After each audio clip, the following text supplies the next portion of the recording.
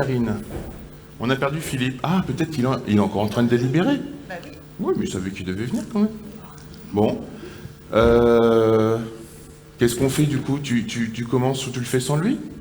Bah écoute, peut-être que plutôt que de faire la conclusion comme il était prévu entre nous, je vais faire l'introduction. D'accord. Et puis il fera la conclusion. D'accord. Il va juste falloir que je m'adapte. S'il revient par là. Sinon, je vais me transformer en Philippe Persson. Bonjour, j'ai un budget de 15 milliards d'euros. Et je suis prêt à investir dans toutes... Ah merde, je peux pas. Bravo Philippe. Merci oui, Philippe. On peut pas être partout. Hein. Alors, bonjour à tous. De quoi venez-vous nous parler tous les deux? On va peut-être vous représenter Philippe Persson, donc en charge du tourisme et du numérique à la Banque des Territoires, groupe Caisse des Dépôts, et Karine Fesch, donc, qui maintenant est, comme on dit, directrice générale, directrice exécutive. Le titre n'a pas beaucoup d'importance, effectivement. Responsable d'Apidae, en tout cas. Surtout, ce qui est important, c'est la société, qui est une société coopérative. Quand on dit société coopérative, on a tout dit, l'une des finalités étant justement de coopérer. Allez, on vous laisse nous présenter votre coopération, justement. Très bien. Eh bien, le plus important, c'est ici d'écouter Karine. Donc moi, je vais être très bref. Mais je vais être très bref en faisant un petit hommage aux ET de Pau. Parce qu'il y a quelques années, je crois qu'il y a 3 ou 4 éditions, à la Banque des Territoires, on nous a incités à investir dans les systèmes de gestion des données touristiques et de s'intéresser au sujet plus globalement. Et dans la salle, il y a beaucoup d'institutionnels, d'offices de tourisme, de CRT, de CDT, qui nous ont dit, écoutez, c'est bien, mais pourquoi vous ne vous intéressez pas à Apidae? De fil en aiguille, on a appris à se connaître, rencontrer Karine, rencontrer plusieurs territoires. Et l'exercice en fait d'investissement, c'est quelque chose d'un petit peu technique, d'un petit peu compliqué. Et Apidae était un réseau à l'époque. Et en tant qu'investisseur, on ne sait pas, on ne peut pas investir dans un réseau, parce qu'un réseau n'a pas c'est pas une entité juridique, c'est pas. En tant que réseau, on comprend rien aux investissements. Et nous, on comprenait pas grand-chose au réseau non plus. Donc, il a fallu apprendre à se connaître. Et donc. On a travaillé longtemps et ça nous a pris une bonne année de régler un peu la capacité de la Banque des Territoires à investir dans Apidae. C'est maintenant chose faite puisque Apidae est une société coopérative dans laquelle on a pu investir. Et on est très heureux d'accompagner Apidae, j'espère, dans la durée. Et le plus important, comme je disais, c'est d'écouter Karine pour qu'elle vous explique ce que fait et quelles sont les nouveautés chez Apidae. Voilà. Merci Philippe. Alors effectivement, l'enjeu c'est dans la durée, parce que voilà. Et puis il est vrai que Pau est quand même, comme tu le disais, à l'origine de bien des rencontres, puisque en fait on a réellement commencé à vraiment approfondir le sujet exactement l'année dernière, puisqu'on a eu cette conversation devant les Pyrénées. On a dit bon, allez, ce coup-ci, on va quand même essayer de passer à la phase supérieure, la suite. Bon, mais je ne vais pas trop vous parler d'Apidae, je voudrais surtout vous parler, je vais vous parler d'Apidae, je pourrais difficilement faire autrement, mais je voudrais vous parler de notre vision, puisque c'est le thème du monde de demain, mais en termes d'usage de la data, comment en tout cas nous, on essaye de s'intégrer dans ces sujets du monde de demain, d'usage de la data. Parce que le monde de data, données, alors je ne parle pas spécialement de données touristiques, on en parle beaucoup en ce moment, on parle d'économie de la donnée, on parle de souveraineté de la donnée, on dit la donnée c'est le pétrole du 21e siècle, on parle de règlement RGPD, je l'ai dans le désordre. Donc là on parle de données personnelles, donc la donnée c'est partout. Pour autant, je sais pas, quand on regarde autour de nous, moi je constate que beaucoup de territoires, et notamment les petits territoires, les socioprofessionnels ont toujours du mal à s'approprier cet enjeu et les usages autour de la notion de données touristiques, de données plus exactement, d'usage de la donnée, d'usage des technologies autour de la donnée, l'intelligence artificielle et tout ce dont on entend parler.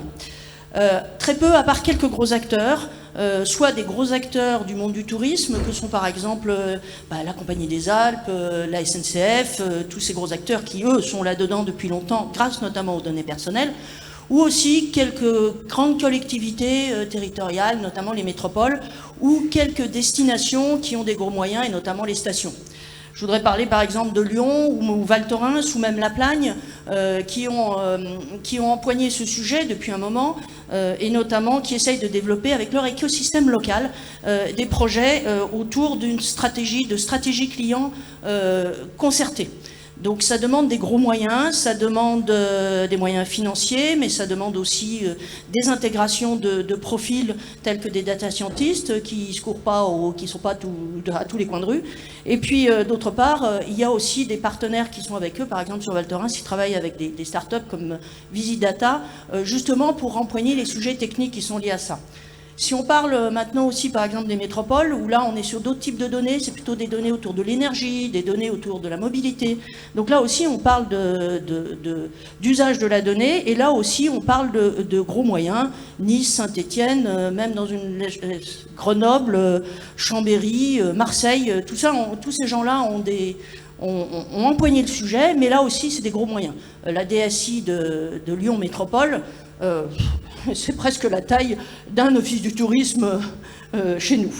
Donc là aussi, ils utilisent aussi des outils qui sont des grosses plateformes telles que Open Data Soft, voire les plateformes d'Orange ou même de grands acteurs des SS2I. Donc ce qu'on voit malgré tout, c'est que si on parle beaucoup de données et d'usage de la donnée, et ben, quand on parle d'usage de la donnée touristique et dans les territoires, c'est un peu plus compliqué. Et comme vous l'avez compris, l'un des freins essentiels, l'un des problèmes essentiels, c'est la taille critique. Pour entrer dans une démarche d'usage de la donnée et de croisement des données, parce que usage de la donnée veut dire croisement des données et veut dire aussi usage. Il y a une nécessité, non seulement il faut des compétences, des plateformes, des outils, mais il faut surtout du volume de données et de la diversité, de la qualité et de la capacité à les lier. Donc ces éléments-là sont absolument essentiels, et individuellement, chaque territoire ne peut pas rentrer là-dedans, individuellement, chaque professionnel ne peut pas rentrer là-dedans. Alors, depuis plusieurs années, on a été capable, tous autant qu'on est, tous les territoires que nous sommes, de travailler ensemble autour d'un type de donnée, la donnée touristique. Donc, moi, il me semble que ça devrait être assez faisable de pouvoir travailler ensemble autour de la donnée touristique liée, croisée avec d'autres silos de données, et de construire un véritable écosystème de la donnée. Par contre, pour partir là, sur ce sujet-là, c'est pour ça qu'on est parti au niveau de la coopérative Apidae, sur une logique de commencer par créer un écosystème. Ça tombe bien, dans Apidae, on l'avait déjà cet écosystème, puisqu'on avait déjà près de 700 territoires, 500 fournisseurs de services, un grand nombre de projets, et donc une habitude de travailler ensemble. Mais maintenant, il faut aller plus loin. Il faut aller plus loin, et c'est pour ça qu'on va commencer par lancer cet écosystème avec un premier service qui est sorti, qui est en bêta-test, qui est déjà de se connaître. Et pour ça, c'est un annuaire, une brique annuaire qui vient de sortir et sur lequel chacun, dans l'écosystème, va pouvoir exprimer qui il est, quelles sont ses compétences, quels sont ses projets clés, quels sont ses clients emblématiques, quels sont les usages qui portent leurs fruits. Et puis, quand on a fini de se présenter, le deuxième élément, c'est de pouvoir parler. Et donc, pour ça, on lance un deuxième service qui est le service annonce. Ce service annonce, il va permettre à chacun de venir exposer ce qu'il a envie de faire avec les autres. J'ai tel besoin, qui peut m'aider? Je suis une start-up, j'ai besoin d'un territoire d'expérimentation, qui peut m'aider? J'ai une idée, mais je ne sais pas trop comment faire, qui veut venir réfléchir avec moi? Donc, ce deuxième service, c'est le service annonce. Ces deux services donc, vont être inclus dans les services de la SIC Apidae qui sortiront au mois de janvier, qui sont des services soit qui s'adressent aux acteurs territoriaux, qui s'appellent Apidae Info, donc qui permet de continuer à gérer ces données, bien entendu, touristiques et de les utiliser, mais surtout de commencer à les lier et d'accéder aux annuaires et aux annonces. Et puis, ils vont être aussi inclus dans le service qui s'adresse plus spécialement aux fournisseurs de services et aux startups, qui est le service Apidae Connect, qui lui permet de continuer à travailler avec ses clients correctement, mais en plus de pouvoir s'exprimer dans un écosystème. Donc, c'est ensemble que nous commençons à construire ça. C'est pour ça qu'on a créé la société coopérative. En parallèle, on continue à lancer des nouveaux éléments techniques, et notamment ce qu'on appelle des API Gateway qui permettent d'utiliser des données liées et non pas des données isolées, et Channel Manager qui permettra de faire des sets de données que l'on pourra échanger pour créer des nouveaux usages et aller chercher des partenaires avec un espace de confiance pour dealer des données, et là c'est le Data Marketplace.